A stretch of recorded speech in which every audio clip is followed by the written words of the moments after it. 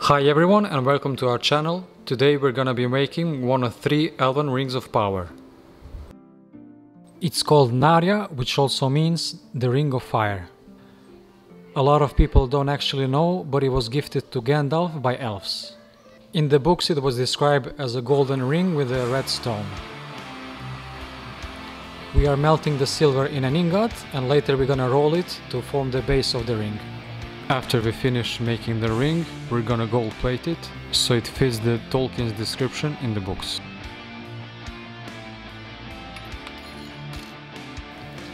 I'm preparing the design for the bezel of the stone. I usually would form this a bit differently, but since it has 4 patterns on each corner, I'm gonna make it on a computer.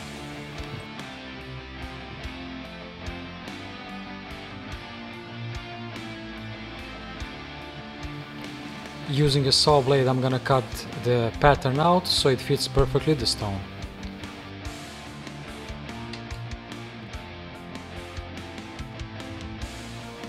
After cutting the bezel out, I'm just checking if it fits with the base of the ring. I roughly mark the design of the ring and later I'm gonna cut it out. It's not the final design of the ring, later I will shape it with a hand file.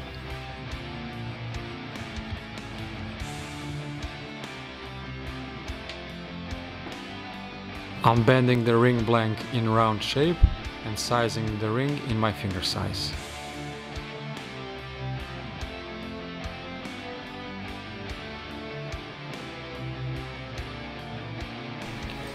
We are preparing the ring for soldering. I'm covering the ring with borax and adding a piece of silver solder.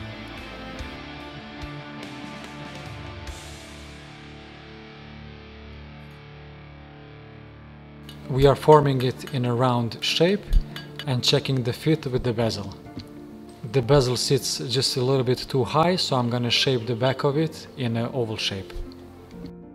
Before I combine the 2 pieces with solder, I like to polish both pieces because later on when I connect them, I won't be able to access all the tight spots.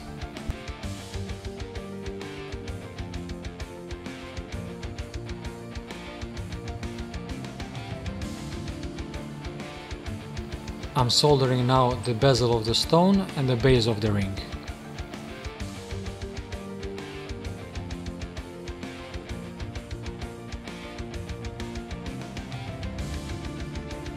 On the outside part of the ring there's a braided pattern, so we're doing that next. We are rolling down now the square piece of wire and later we're gonna draw it to a draw plate to make a round shape of the wire.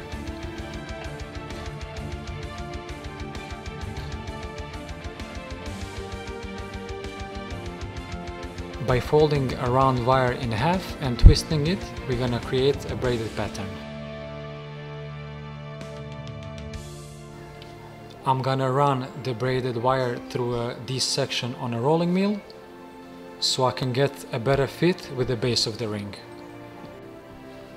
Now we are forming a round shape and also cutting it to size.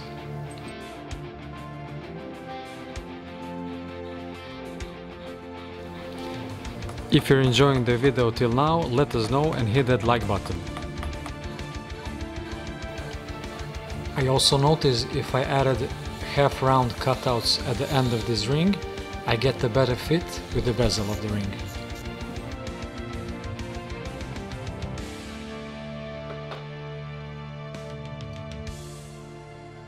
I'm now soldering all the elements together and the ring is starting to look really nice.